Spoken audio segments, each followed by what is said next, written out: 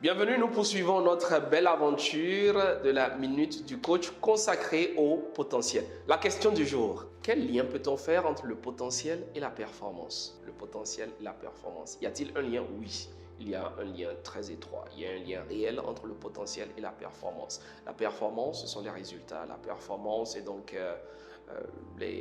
l'atteinte d'un certain nombre d'objectifs. C'est la finalité obtenue, voilà, ce sont des indicateurs, ce sont des mesures que l'on apporte après certaines actions. Et le potentiel, c'est ce qu'on pourrait faire.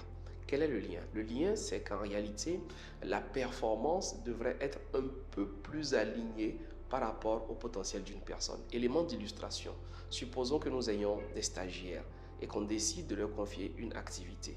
Après, on peut mesurer leur performance et les classer, les catégoriser pour dire qu'on retient les meilleurs.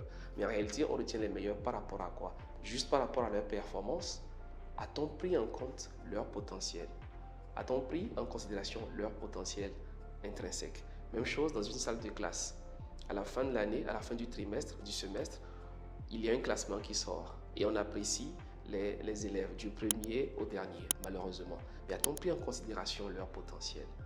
Le deuxième, n'a-t-il peut-être pas travaillé mieux que le premier? N'a-t-il peut-être pas été au bout de son potentiel, de ses capacités, alors que le premier était peut-être capable d'aller un peu plus loin? Donc parfois, notre analyse du potentiel peut être notre analyse de la performance peut être biaisée parce que nous ne prenons pas en considération le potentiel de la personne. Et à ce moment-là, on aurait peut-être une visibilité un peu plus intéressante. À demain.